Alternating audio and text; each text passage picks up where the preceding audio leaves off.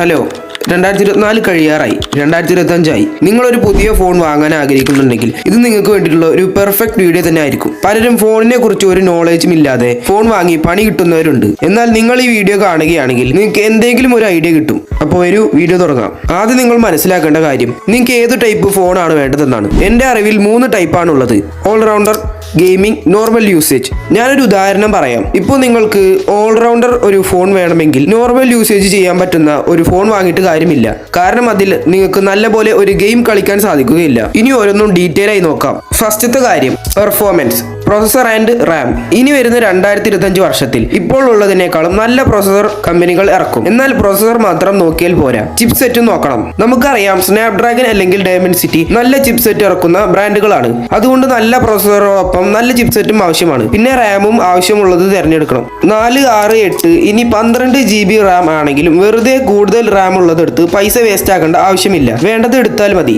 ഒരു 8 GB ആയാലും games അടിപൊളിയായി കളിക്കാം. പിന്നെ സ്റ്റോറേജും അത്യാവശ്യം വേണം. രണ്ടാമത്തെ കാര്യമാണ് ബാറ്ററി ലൈഫ്. നമ്മളെല്ലാവരും പ്രശ്നത്തിലാക്കുന്നത് ബാറ്ററി ലൈഫാണ്. കാരണം ഇപ്പോൾ നമ്മൾ നല്ലപോലെ ഗെയിം കളിച്ചുകൊണ്ടിരിക്കുമ്പോൾ ബാറ്ററി ലോ ആയാൽ അത് പെർഫോമൻസിനെ ബാധിക്കും. അതുകൊണ്ട് അധികം ബാറ്ററി ഉള്ള ഫോൺ എടുക്കാൻ ശ്രമിക്കുക. പിന്നെ ഫാസ്റ്റ് ചാർജിങ് സപ്പോർട്ട് ചെയ്യുന്നുണ്ടോ എന്ന് നോക്കുക. പിന്നെ ഐഫോണിൽ മാത്രമല്ല, നമ്മുടെ ആൻഡ്രോയിഡിലും വയർലെസ് ചാർജിംഗ് ഉള്ള ഫോൺ ഉണ്ട്. അതാണ് ഇൻഫിനിക്സിന്റെ നോട്ട് 40 Pro. മൂന്നാമത്തെ കാര്യം ഡിസ്പ്ലേ ആണ്. ഡിസ്പ്ലേ എപ്പോഴും നല്ലത് മാത്രമേ എടുക്കാവൂ. കാരണം ഒരു ലോങ് ടൈം യൂസേജിൽ ഡിസ്പ്ലേ പെട്ടെന്ന് കേടുവരാനോ ക്വാളിറ്റി കുറയാനോ സാധ്യതയുണ്ട്. എന്റെ അഭിപ്രായത്തിൽ AMOLED ഡിസ്പ്ലേ എടുക്കുന്നതാണ് നല്ലത്. മറ്റേതിലൊക്കെ കറുപ്പ് വരുന്ന ഭാഗത്ത് കളർ കുറവാണെന്ന് കേൾക്കുന്നുണ്ട്. പിന്നെ നോക്കേണ്ട ഒരു കാര്യം റീഫ്രഷ് റേറ്റ് ആണ്. 90, 120, 144 ഹെർട്സ് വരെയുള്ള ഫോണുകളുണ്ട്. പിന്നെ resolution full HD, 1080p, Quad HD, 4K തുടങ്ങിയവ ഉണ്ട്. നിങ്ങളൊരു എഡിറ്റർ ആണെങ്കിൽ റെസൊല്യൂഷൻ കൂടുതലുള്ളത് എടുക്കാൻ ശ്രമിക്കുക.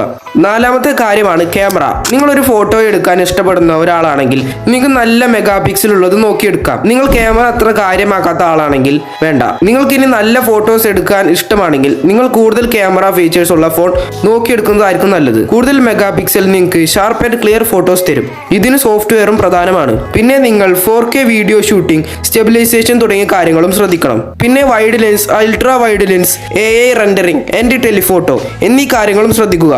അഞ്ചാമത്തെ കാര്യമാണ് സോഫ്റ്റ്വെയർ ആൻഡ് അപ്ഡേറ്റ്. ഓക്കെ, ഒരു ക്ലീൻ എക്സ്പീരിയൻസ് വേണമെങ്കിൽ സ്റ്റോക്ക് ആൻഡ്രോയിഡ് പോലെ നല്ല സോഫ്റ്റ്വെയർ ഉള്ള ഫോൺസ് എടുക്കാം. Like Nothing, Motorola, Google Pixel series പോലെയുള്ളത്. പിന്നെ എത്ര വർഷത്തെ അപ്ഡേറ്റ് ആണ് കമ്പനി ഓഫർ ചെയ്യുന്നതെന്ന് നോക്കുക. സാംസങ് പോലെയുള്ള ബ്രാൻഡ്സ് ആണെങ്കിൽ പേടിക്കണ്ട.